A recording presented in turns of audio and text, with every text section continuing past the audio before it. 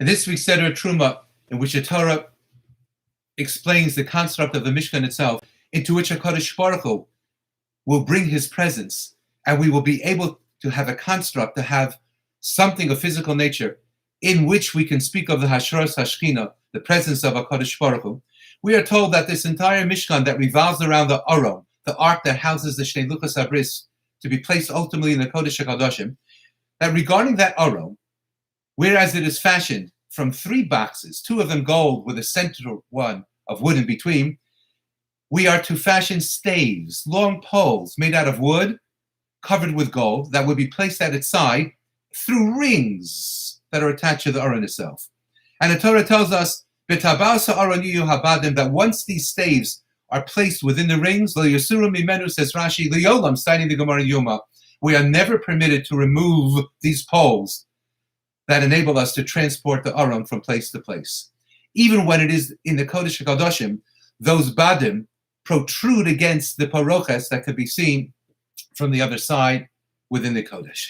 And it's to say for Yonash Torah Rabbi Tfirer, if indeed these staves were never to be removed from the Aron itself, in contrast to the badim that were used to transport, whether it was a shulchan or the mizbechos, and they were indeed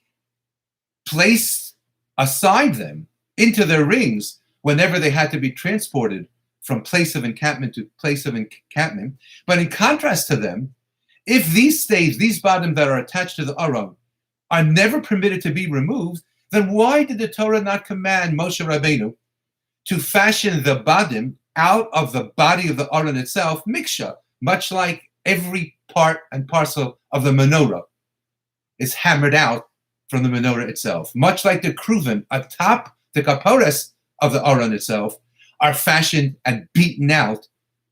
from that piece of gold that formed the top of the Aron.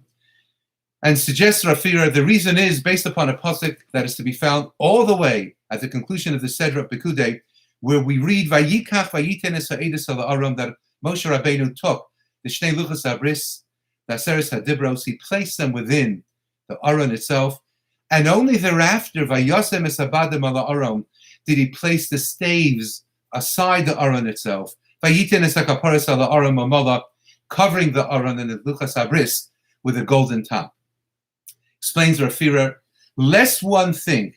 that it is the members of the Shevet of Levi from the family of Kahas that actually would physically lift up and transport the Aron, lest one thinks that they were transporting the Aron, rather than Aron noseyes nosav, rather than they were actually born and they were lifted up, as it were, by the Aron and the Shnei Luchos HaBris themselves. Therefore, the Torah had to see to it that the staves, the badim, could not be fashioned from one piece of the Aron itself, and then the edus, the Shnei Luchos HaBris, would be placed within the Aron, but rather the Aseres HaDibros would be placed within the ark itself. And only then would the staves be attached, never ever to be removed, to remind us forever, Aron nosei es nosav. And I thought to myself, we have a halachic principle that when we speak of a child who at times has to be carried on Shabbos Kodesh, if that child is lifted up, even if that child cannot walk,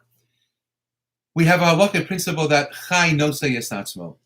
that the smallest of children is considered to be carrying himself, as it were. So there's not a real malach of hotzah of carrying a child from one rishus, one domain to another domain on Shabbos on the level of D'Oraisa,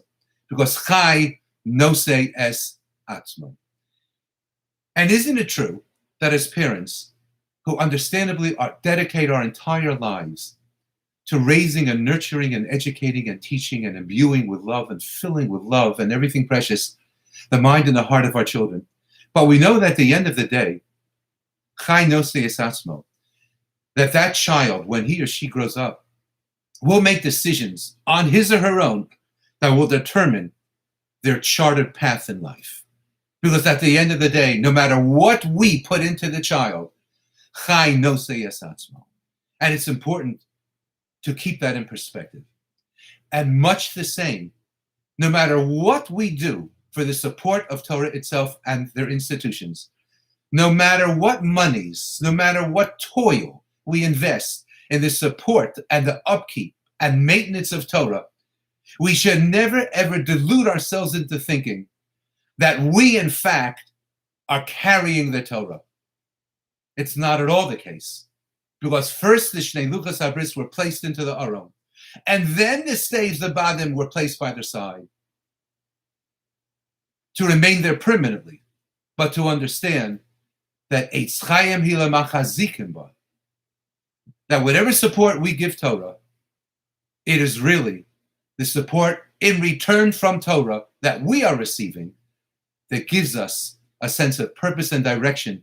a sense of satisfaction, a sense of plenty, a sense of happiness in life. Because Aron nosei es nosav, and the staves are placed aside the Aron after the Shnei Luchos HaBris are first placed within. And therefore they could not have been fashioned from miksha. In life, it's so important for every so often for us to take a step back and ask ourselves the very poignant, telling, and instructive question, exactly who is carrying whom? Have a wonderful Shabbos.